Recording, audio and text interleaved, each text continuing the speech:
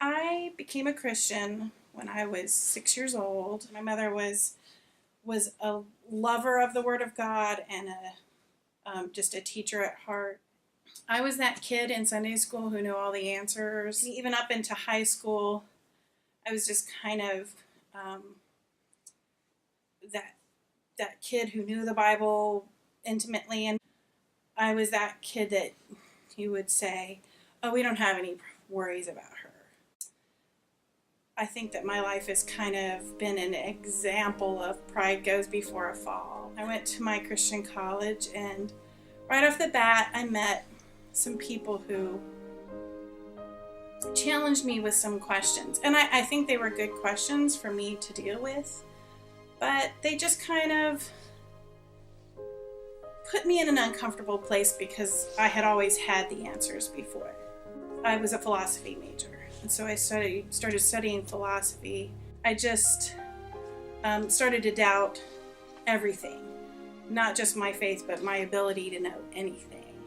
And I kind of became unstrung. Unfortunately, my behavior kind of went along with my doubts, and I just started behaving in a way I'd never behaved before and got into some stuff that I never should have gotten into. After my sophomore year of college, I went home and spent a year at home. And I was reading. And one of the things that I was reading was a novel by George MacDonald. The novel that I was reading had a character that was going through exactly what I was going through. The character was a clergyman, and somebody asked him a question that caused him to start to doubt what he believed. But this character encountered somebody that turned out to be a mentor to him, and that mentor challenged this character in this book to put aside his